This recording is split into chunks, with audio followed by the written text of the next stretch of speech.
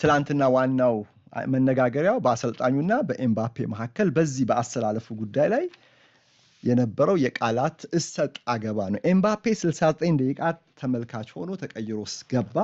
በተቃውሞ ተቀበሉት ደጋፊዎች። ኳሲዝም እንደዚህ ይሉት ነበረ። ጨዋታው ከተጠናቀቀ በኋላ በሚዲያው ፊት ቀረበ እና ለምንድነው ያልተሰለፍከው ቋሚ ያልሆንከው አሉት። አላውቅም አለ። የአሰልጣኙ ውሳኔ ነው። ቀጥታ ቃል በቃል ልንገራችሁ የተናገረው ጥሩ ሁኔታ ላይ ነው ያለሁት 100% ጤናማ ነኝ። ዛሬ ጨዋታን ያልጀመርኩት አሰልጣኙ የቡድኑ አራተኛው ምራጭ አጥቂ እንደሆንኩኝ ስለነገረኝ ነው። ከማስቶንቱኖ፣ ከቪኒ ጁኒየር፣ ከጎንዛሎ ጋርሲያ ቀጥሎ አራተኛው አለ። አራተኛ አጥቂ መሆኔን ተቀብዬ የተሰጠኝን ደቂቃ ተጫውቻለሁ። ጥሩ ተጫውቻለሁ። ለጁድ ቤሊንጋም አሲስት አድርጌያለሁ። ቡድኑ ጥሩ ተጫውቶ አሸንፏል። እኔ ጨዋታ ልጀምር ዝግጁ ነበርኩኝ። ውሳኔው የአሰልጣኙ ነው። በአሰልጣኙ ውሳኔ መበሳጨት የለብኝም። የአሰልጣኙን አስተያየት ሁልጊዜ ማክበር አለብኝ አለ።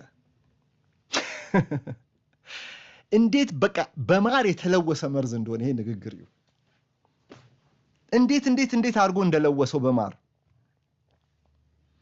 አራተኛ ምራጭ አጥቂ ነህ ተብያለሁ፣ መቀበል አለብኝ። አለቃዬ ነው እንዲህ ያለው አሰልጣኙ። እንዴ አሰልጣኝን እኮ ውሳኔ መቀበል አለብህ አለ።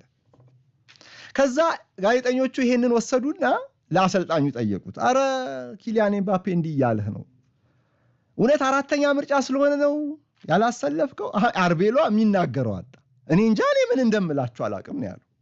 አራት አጥቂዎች ቢኖሩኝ ደስ ባለኝ። በዚህ ስብስብ ውስጥ እኮ አራት አጥቂ የለኝም። እና ምናልባት እርሱ በሚገባ አልተረዳኝም ይሆናል። በሐቅ ልናገር አለ። እውነቱን ለመናገር ምን እንደምነግራችሁ ምን እንደምል አላውቅም። ምክንያቱም በምንም አይነት አራተኛ አጥቂ ነህ ልለው አልችልም። እንዲህ ያለ አቋምም ሊይዝ አልችልም በፍጹም። አንደኛ አራት አጥቂዎች የሉኝም፣ ሁለተኛ ቢኖርኝም ደግሞ አራተኛ አጥቂ ነህ አልለውም። ስለዚህ እኔ የምናገረው የለኝም